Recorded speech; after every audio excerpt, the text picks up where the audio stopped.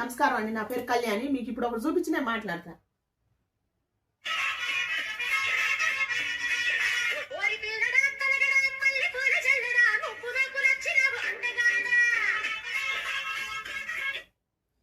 ఎందుకు ఇట్టాటి స్త్రీ ఏమో స్త్రీయే కదా, ఏమో ఆడమడిసే కదా, ఇట్టాటి స్త్రీ దేనికోసం చేస్తుందట? అంత అంత నీచంగా ఎందుకు చేస్తుంది? బ్రతకటం కోసమేనా? బ్రతకటం కోసం అయితే, డబ్బు కోసం అయితే ఇట్ట చేయాల్సిన అవసరం లేదు కదా. ఇట్లాంటి వాళ్ళ కోసం కదా శివాజీ అన్న మాట్లాడింది, సామాన్లని మాట్లాడింది, దరిద్రపు మొండలు అని మాట్లాడింది. ఇట్లాంటి వాటిని ఏ పేర్లు పెట్టినా తక్కువే కదా.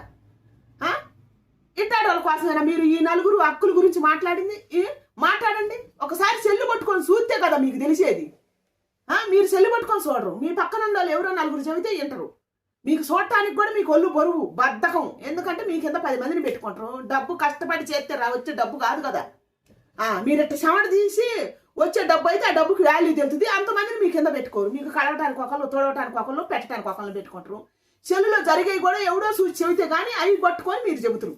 ఈ నలుగురు చెప్పే వాళ్ళ హక్కుల గురించి, ఆడదాని అత్యస్తం గురించి చెప్పేది. వాళ్ళ ఇష్టం వచ్చినవి వాళ్ళు వేసుకుంటారు, వాళ్ళకి నచ్చినట్టు వాళ్ళు ఉంటారు.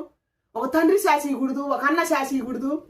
పండితుల నుంచి పామరుల దాకా ఎవడు చెప్పడానికి లేదు. ఎట్టాటి మగ వెధవల్ని చెప్పులు తీసుకొని కొట్టాలనే వాళ్ళకి నేను చెబుతున్నా. మరి ఎట్టాటి లేడీస్ని ఏమనాలా? సెల్లు ఒక్కసారి సెల్లు చూడు, యూట్యూబ్ చూడు, సోషల్ ఫేస్బుక్లు చూడు, అన్ని చూసి సెల్లులో అసలు ఏం జరుగుతున్నాయో, లేడీస్ ఎంత అసభ్యంగా దిగజారినరో చూసి అప్పుడు లేడీస్ గురించి, వాళ్ళ హక్కుల గురించి, వాళ్ళ ఇష్టాల గురించి అప్పుడు మాట్లాడండి. ఈ నలుగురు, ప్రకాష్ రాజు గారు, నాగబాబన్న, అనుసూర్య, మంచు మనోజ్ గారు, ఈ నలుగురు అప్పుడు మాట్లాడండి. దయచేసి ఎట్టాటి లేడీస్ దరిద్రపు ఉండలే అంటారు, సామాన్లే అంటారు, పవిత్రంగా ఉండాలని అనరు. శివాజీ అన్నదే కరెక్ట్.